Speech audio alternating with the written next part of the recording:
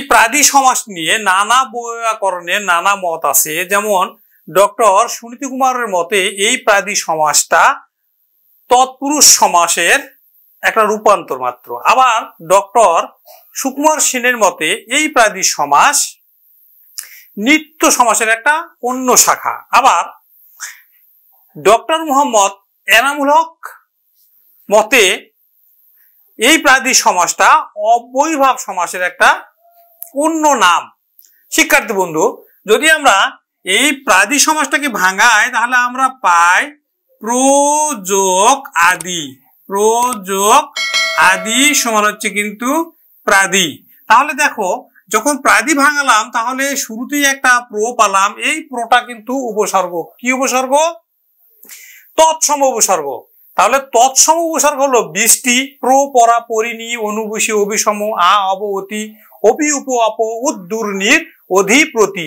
এই যে বৃষ্টি উপসর্গের সাথে কৃদন্ত পদ বা নাম পদে যে সমাস হয় সেই সমাসটাকে বলবো আমরা প্রাদি সমাস। যেমন আমি লিখলাম ভাত।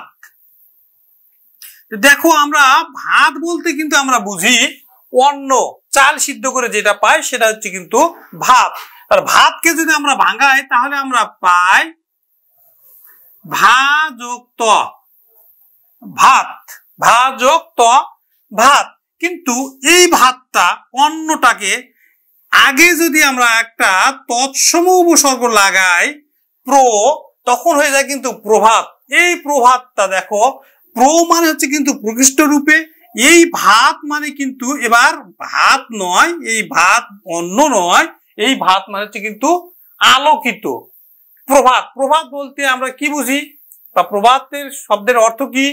প্রাতকাল, সকালবেলা। প্রাতকাল বা সকালবেলা প্রভাত। তার ব্যাস বাক্য করে আমরা পাই প্রোজে ভাত, প্রভাত।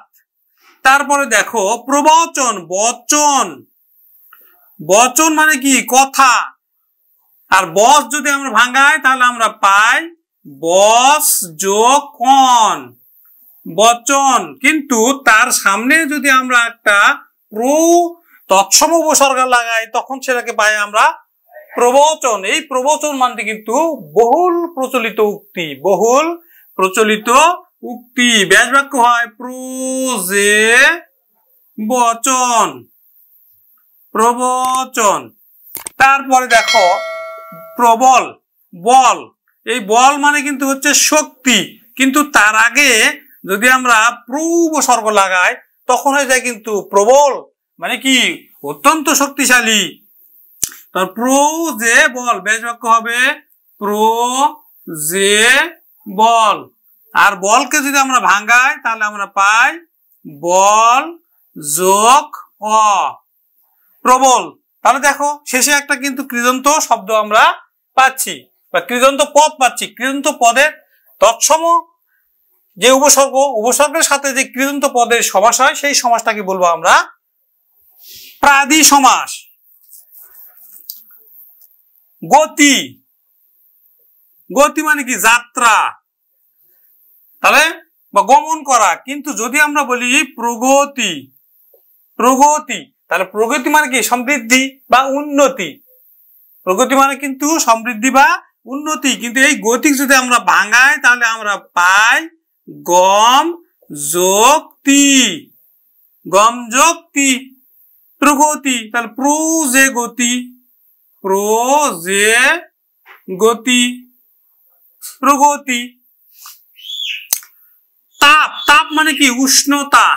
তাপ মানে হচ্ছে কিন্তু উষ্ণতা। তাপকে যদি আমরা ভাঙাই তাহলে আমরা পাই তপ, তপ যোগ অ সমান হয়ে যায় তাপ। কিন্তু যদি আমরা লিখি প্রতাপ মানে অত্যন্ত কি হয়?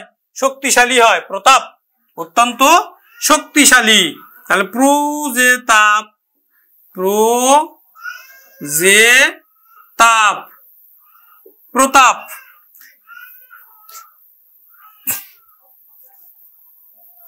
তারপর দেখো অনুতাপ। তাপ মানে কিন্তু উষ্ণতা। আর যখন আমরা অনু লিখলাম, অনু, তখন হয়ে গেল কিন্তু অনুতাপ। এই অনুতাপ মানে কিন্তু অনুশোচনা অনুভব করা, অনুশোচনা অনুভব করা, অনুতাপ। তাহলে অনু যে তাপ, অনু যে তাপ, অনুতাপ। শিক্ষার্থী বন্ধু, এইটা কিন্তু আবার যদি ব্যাস বাক্য এরকম থাকে যে পশ্চাৎতাপ, অনুর পরিবর্তে যদি থাকে পশ্চাৎতাপ অনুতাপ, তখন সেটা কিন্তু হয় অব্যয়ীভাব সমাস। পশ্চাৎতাপ অনুতাপ অব্যয়ীভাব সমাস। তারপরে দেখো যে ভ্রমণ। ভ্রমণ বলতে আমরা কি বুঝি? ভ্রমণ বলতে কিন্তু আমরা বুঝি যে বেড়ানো, ভ্রমণ। কিন্তু যদি তার আগে একটা তৎসম উপসর্গ লাগায় তাহলে হয়ে যায় কিন্তু পরিভ্রমণ। এই পরি মানে কিন্তু চতুর্দিকে, পরি মানে হচ্ছে চতুর্দিকে। তাহলে ব্যাস বাক্য করি, পরি যে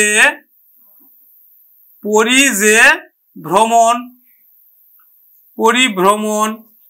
হ্যাঁ, পরি যে ভ্রমণ। আর এই যে ভ্রমণটাকে ভাঙাবো তখন আমরা পাই ভ্রম,